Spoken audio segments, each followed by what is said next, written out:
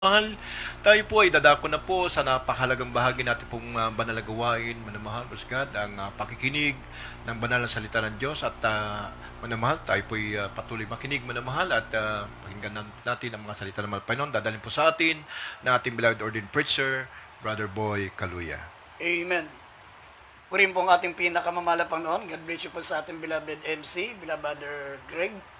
At ang pinakamataas na pagsamba, pinakamataas na pagpupuri, pagluwalhati, pagdakila at karangalan ay para sa ating pinakamamahal na Panginoong Kristo.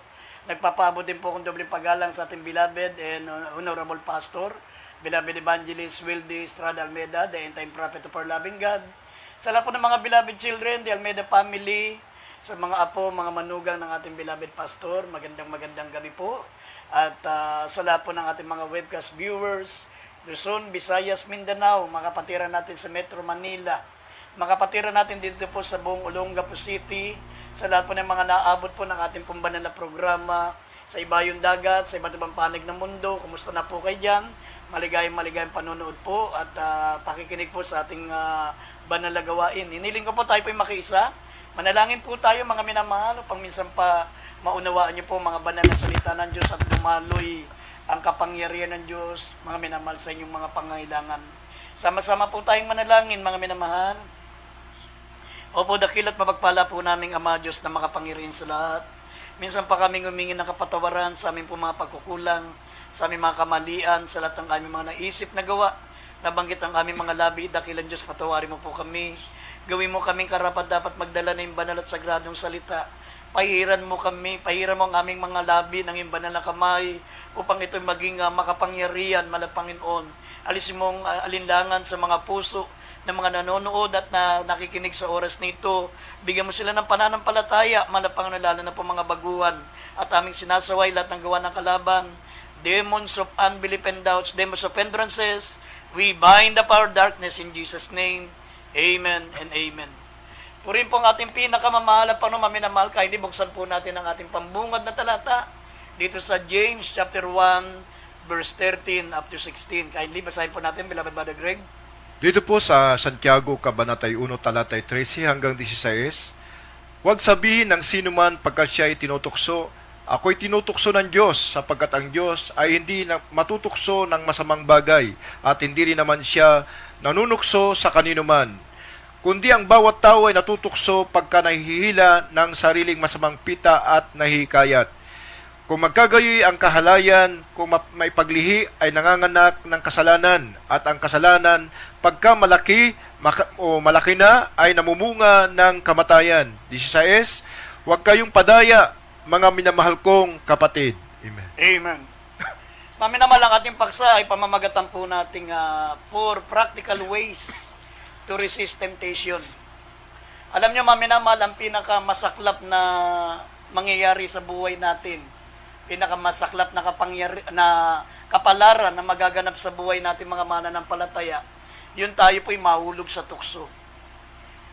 Hindi kasalanan po, maminamahal, yung tuksohin, pero yung mahulog po tayo sa tukso, ito po ay kasalanan. Gaya po na nabanggit po natin dito, nabasa po natin sa banal na kasulatan, maminamahal, sinabi po rito, ang bawat tao ay natutukso pagka nahihila ng kanyang sariling masamang pita at nahihikayat. Kung magkagayoy ng kahalayan, kung may pagli, ay manganganak na kasalanan. At ang kasalanan pagka malaki na, ay namumungan na ng kamatayan. Kaya nga, sabi ng Biblia, ang kabayaran ng kasalanan ay kamatayan. Kaya hindi kasalanan, ikaw ay tinutukso. Ang kasalanan po, mga minamahal, ay yung mahulog tayo sa tukso. Kaya dito po sa banal na kasulatan, mga minamahal, sabi ng Revelation, chapter 12, verse 12, mga minamahal, narito si Satanas. Sabi rito, mga minamahal, sa aba ng lupa at ng dagat, sapagkat ang diablo'y bumababa sa inyo na may malaking galit, sa pagkaalam niya na kaunting panahon na lamang mayroon siya. Mga minamahal, narito po ang diablo sa ating pong mundo, nasa sandibutan. Sabi ng Biblia, mga minamahal, may malaking galit sa pagkaalam niya na kaunting panahon na lamang mayroon siya. Bakit galit ang diablo sa atin? Bakit siya, mga minamahal, tayong pinagdidiskitaan niya, gayong ang kalaban niya, ang ating mahal na Panginoon Diyos. Kasi, mga minamahal, kung mababasa niyo ang Hebrews chapter 2, verse 16, ang mga anghel, mga minamahal, sabi, nung sila'y nagkasala, hindi sila tinulungan ng Diyos. Sabi na 2 Peter chapter 2 verse 4, sila'y ibinulid sa impyerno na siyang kulungan. Sabi, ibinulid sila ikinulong sila sa kalaliman sa impyerno, maminamal, upang ilaan sa paghukom. Karakadakan nung sila po'y nagkasala, sila po'y ibinulid sa impyerno. Pero bakit galit ang Diablo sa atin, maminamal? Sabi, narito, mga minamahal, siya'y bumababang may malaking galit. Bakit? Nagsiselos pa siya. Galit na galit siya sa atin. Dahil sabi ng Hebrews chapter 2 verse 16, nung nagkasala, maminamal anghel, hindi niya tinulungan. Pero tayo po, maminamal, na lipi ni Abraham. Ibig sabihin, mga anak ng Diyos. Tayong mga anak ng Diyos, maminamahal, nung tayo po ay nagkasala, nung tayo po ay nahulog sa kasalanan, sabi ng Biblia, tinulungan tayo ng mahal na Panginoon Diyos. Sabi rito, maminamahal, bumaba siya upang tayo po ay iligtas sa kasalanan. Pero ang Diablo, hindi niya na binigyan ng pagkakataon na makapagsisi o makabalik sa Diyos. Sabi rito, Hebrew 2:16, kindly idagdag natin sandali ito. Dito po sa Hebreo, Kabanata 2, Talatay 16, sapagkat tunay na hindi niya tinutulungan ang mga anghel, kundi tinutulungan niya ang binhi ni Abraham. Amen. Sapagkat tunay na hindi niya tinulungan ang mga anghel, ngunit tinulungan ang binhi ni Abraham. Ang tinutukoy diyan na binhi ni Abraham, mga anak ng Diyos, tayo po yun. Nung tayo nagkasala, maminamahal, pinagkukulan tayo ng pansin ng mahal na Panginoon, siya po'y nagkatawan tao, maminamahal. Pero ang Diablo, sa Satanas at ang mga anghel, hindi niya binigyan ng pagkakataon na makapagsisi o matubos ang mga kasalanan nila. Kaya nga, maminamahal, ingatan po natin na wag po tayong mahulog sa tukso. Wag natin pabayaan, maminamahal, ang tukso ay katulad po ng ibon na lumilipad sa ulo natin. Mga minamahal, ang tukso, maminamahal, ay katulad ng ibon na lilipad lang sa ulo natin. Wag natin pabayaan na magpugad. Maminamahal, ibig sabihin yung talagang mahulog po, maminamahal, panahanan po tayo ng kasalanan. Kaya dito po, maminamahal, makita po natin yung paraan, 4 ways you can resist temptation using the experience of other Christian. At higit sa lahat, sabi, importantly, biblical principles. Dito po sa mga talata natin, maminaman, mga paksa natin pong tatalakayin, ay malalaman po natin sa pamagitan ng mga karanasan ng mga unang Kristiyano sa panahon natin na nakasulat sa Biblia, paano nila napagtagumpayan ang tukso at mga minamal. Sabi, at higit pa sa lahat, maminamal, yung pong nakasulat sa Biblia, paano tayo magtatagumpay sa lahat ng tukso na gawa ng Diablo. Unang-unang sabi ng Biblia, maminamal, 2 Timothy chapter 2 verse 22, sabi po rito, flee from temptation. Lumayo tayo, maminamahal, sa anyo ng masama, sa mga tukso. Lumayo, ibig sabihin ng lumayo, wag po tayong lalapit. Ni wag kayong lumapit, mga minamahal, lumayo tayo, sabi ng 2 Timothy chapter 2 verse 22, kaya di basahin muna natin. Dito po sa 2 Timoteo, Kabanata 2, Talatay 22, datapwat layuan mo ang masamang pita ng kabinataan at sundin mo ang kabanalan, ang pananampalataya, ang pag-ibig, ang kapayapaan, kasama naman nagsisitawag sa Panginoon mula sa pusong malinis. Amen. Maminamahal, ang unang dahilan bakit ang mga mananampalataya ay nahuhulog sa tukso, kasi ayaw nilang lumayo. Sabi ng Biblia, flee from temptation, lumayo. Ibig sabihin ng lumayo, wag kang lumapit. Sabi nga ng unang Tesalonica, Kapitulo 5, talatang 22, layuan nyo ang bawat anyo ng masama. Layuan nyo ang bawat anyo ng masama. Pag alam mong masama, alam mong hindi tama, maminamal, katulad po ng mga gadget ngayon, alam natin masama, maminamal, yung mga games na yan, yung mga ML na yan, yung mga kung ano-ano mga naglalabasang, mga nakalilibang na mga tukso ng mga gawa ng kalaban, lumayo ka. Pag nakita mo, maminamal, wag mong maminamal paglalaruan, kasi paglalaruan ka rin ng Diablo. Akala mo naglalaro ka, pero ang totoo niyan, ikaw ang pinaglalaruan ng Diablo.